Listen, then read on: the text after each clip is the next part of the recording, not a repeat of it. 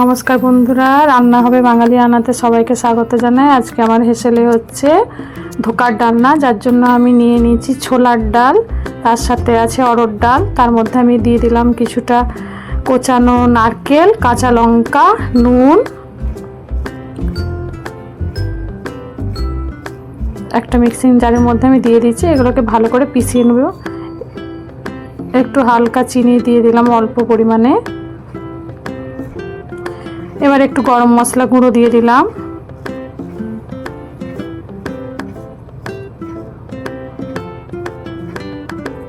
এবার একটু লঙ্কার গুঁড়ো দিয়ে দিলাম,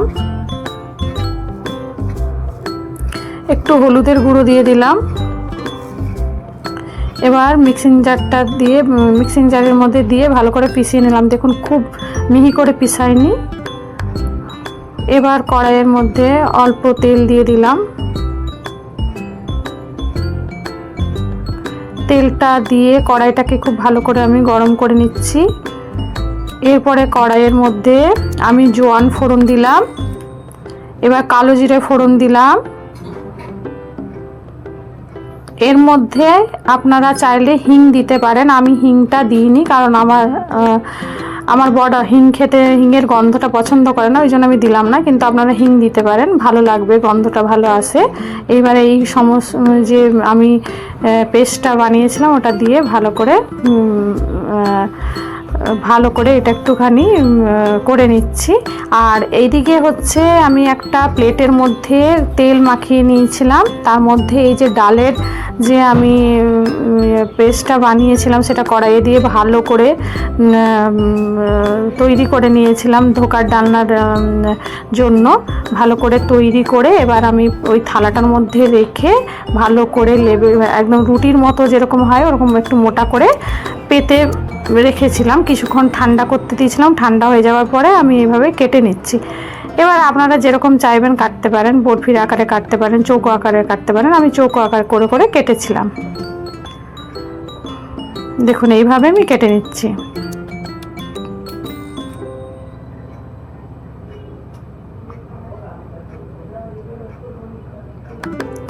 এইবারে একটা পাত্রের মধ্যে দেখুন আমি একটু কর্নফ্লাওয়ার জলের মধ্যে গুলে নিচ্ছি, ভালো করে গুলে নিচ্ছি পাতলা করে। এটা আপনারা নাও করতে পারেন, আপনারা ডাইরেক্ট এই যে ডালের যে এটা বানানো আছে ওটা আপনারা ডাইরেক্ট তেলের মধ্যে ডুবো তেলে ছাঁকতে পারেন। কিন্তু আমি একটু কর্নফ্লাওয়ার গুলে নিচ্ছি, কারণ অনেক সময় ডালটা তেলে যেই দেওয়া হয় তখন এই ফেটে যায়। সেই জন্য কি করলাম, আমি একটুখানি কর্নফ্লাওয়ার গুলে নিলাম। আর একটা বাটির মধ্যে আমি সমস্ত গুঁড়ো মশলাগুলোকে জল দিয়ে গুলে মশলাটা তৈরি করে রাখছি। এইভাবে যদি সমস্ত মশলাগুলো গুলে আমরা মশলা তৈরি করি, তাহলে কি হয়, রঙটা খুব ভালো হয়, যে কোনো রান্নার রঙটা খুব ভালো হয়। আর মশলাটা কষার সময় বেশ ভালোভাবে কষানো যায়। শুকনোটা ডাইরেক্ট দিলে না খুব একটা ভালো হয় না, রান্নার স্বাদটাও কিন্তু অনেক গুণ বাড়িয়ে দেয়। তো তাই আমি মশলার পেস্ট একটা বানিয়ে নিলাম। এবারে আমি কড়াইয়ের মধ্যে ভাজার জন্য একটু বেশি করে তেল দিয়ে দিলাম। এবার আমি দেখুন এই ব্যাটারটা করে রেখেছিলাম কর্নফ্লাওয়ার দিয়ে, এই ব্যাটারটার মধ্যে ওই এক এক করে ধোকাগুলো যেটা বানিয়ে রেখেছিলাম ওগুলো এক এক করে ডুবি আমি তেলের মধ্যে ছেড়ে দেবো।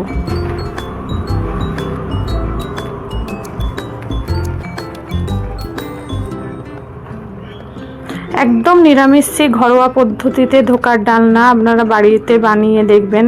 বাজার থেকে তো সবাই কিনে ধোকার ডালনা বানান, আজকাল প্যাকেটে পাওয়া যায় এবং বানানো খুব সহজ হয়ে গেছে। এই দেখুন এইভাবে ভেজে ভেজে তুলে রাখলাম।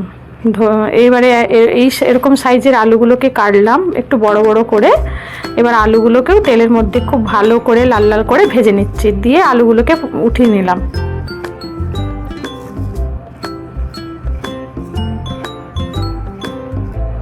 এবার কড়াইয়ের মধ্যে তেল গরম হতে ওই তেলটার মধ্যে আর কি একটু গোটা জিরে আর তেজপাতা ফোড়ন দিলাম।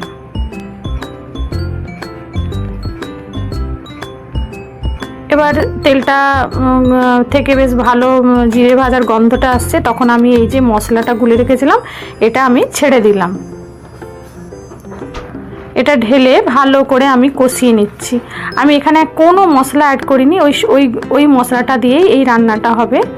একদম নিরামিষি, একদম হালকা পাতলা দিয়ে আলুগুলো দেখুন, ভাজা আলুগুলোকে দিয়ে আবারও ভালো করে সুন্দর করে আমি এখানে কষিয়ে নিচ্ছি। এবার আমি পরিমাণ মতো নুন দিয়ে দিলাম।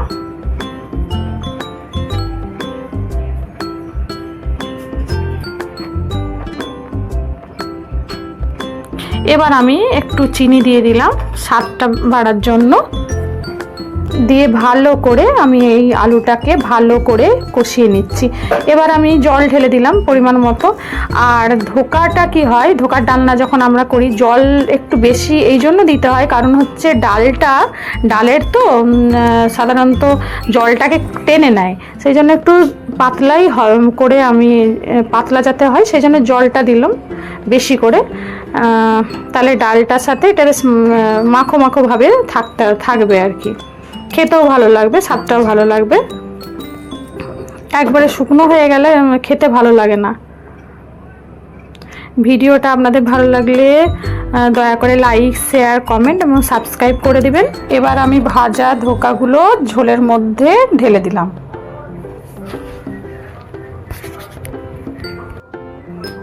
এবার ভালো করে একটু নাড়াচাড়া করে দিচ্ছি যাতে ধোকাগুলোর মধ্যে গ্রেভিটা পুরো।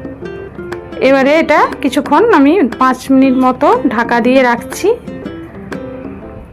এবার উপর থেকে দেখুন ঘি ছড়িয়ে দিলাম। এবার শাহি গরম মশলা উপর থেকে দিয়ে দিচ্ছি। ধোকার ডালনা প্রায় আমার সম্পূর্ণ হয়ে গেছে। এবার উপর থেকে আমি একটু খানিকটা কোচানো ধনেপাতা দিয়ে দেবো। এবার ধনেপাতাটা দিয়ে আমি একটু ভালো করে নাড়াচাড়া করে নিচ্ছি যাতে সব দিকে মিশে যায় ধনেপাতা, তারপরে ঘি, গরম মশলা।